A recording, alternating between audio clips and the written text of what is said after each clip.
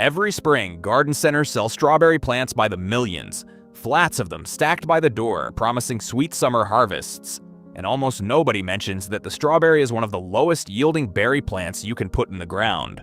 One plant gives you a pound or two of fruit. Then it demands replanting every few years, constant runner trimming, bird netting, and a running battle with disease. You are working hard for a very small pile of berries. Meanwhile, there are bushes that hand you 10, 15, even 100 pounds from a single plant for decades with almost none of that work.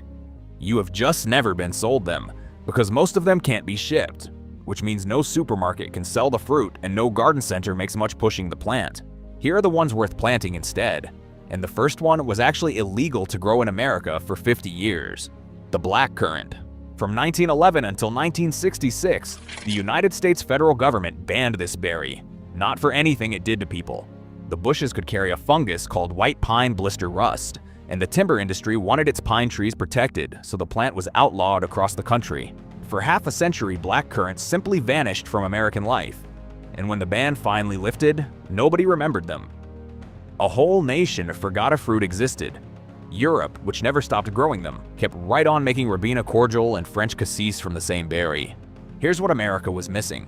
A mature blackcurrant bush produces 10 to 15 pounds of fruit a year, and the berries carry roughly 4 times the vitamin C of an orange by weight. One bush does the work of 8 or 10 strawberry plants, and it comes back every year on its own with no replanting at all. You can grow a fruit today that most Americans have still never tasted, purely because of a law that expired before they were born. The next one isn't banned, it's just the single healthiest thing on this whole list. Aronia.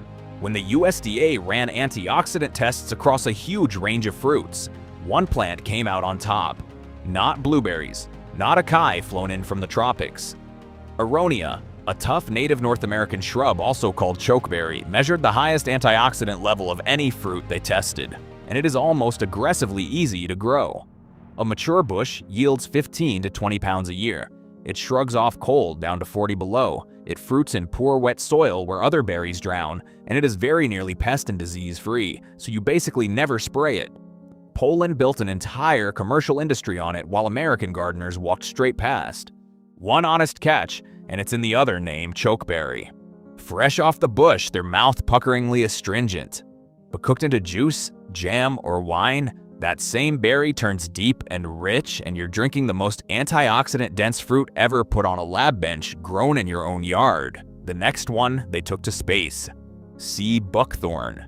When Soviet scientists needed to keep people alive in the harshest corners of the country and later needed nutrition compact enough to send up with cosmonauts, they reached for this thorny orange berry. Sea buckthorn went to space because of what's packed inside it.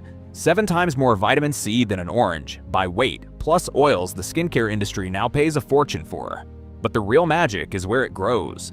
Sea buckthorn thrives in poor, sandy, salty ground where almost nothing else will survive, and its roots actually fix nitrogen, meaning the plant improves the soil around it while it fruits. A mature one gives you 15 to 20 pounds a year. Your worst patch of dead dirt, the corner where nothing grows, becomes a superfruit factory. 2 honest notes.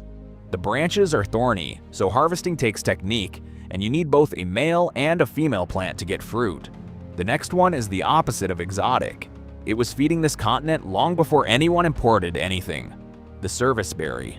Long before Europeans arrived, indigenous peoples across North America lived on this berry.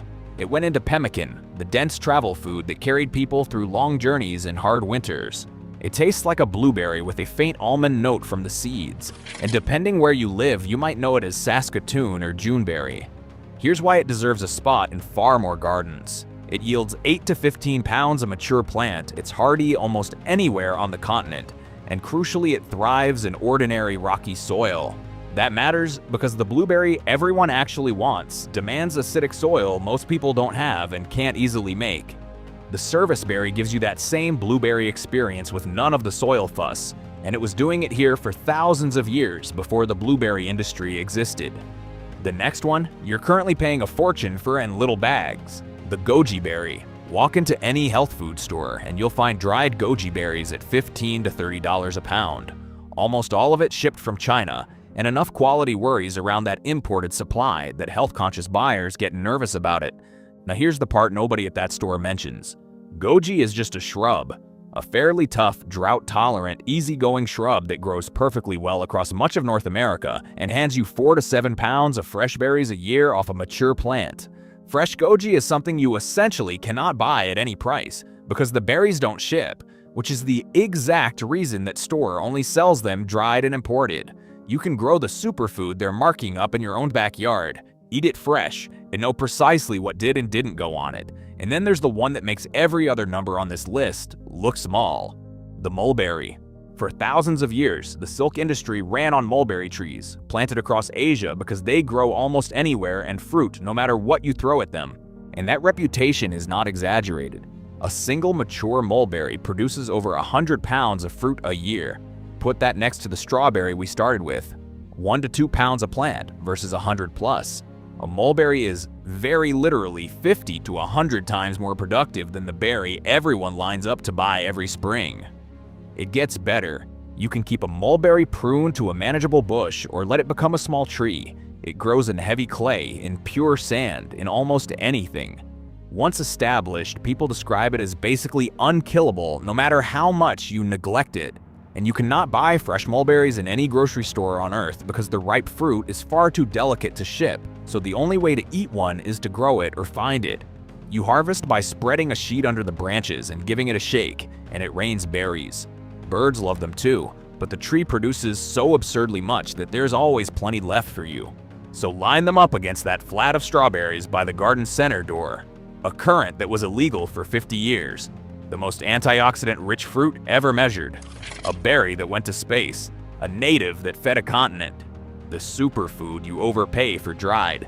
And a single tree that outproduces 100 strawberry plants and then does it again every year for decades. Not one of them needs replanting every few years.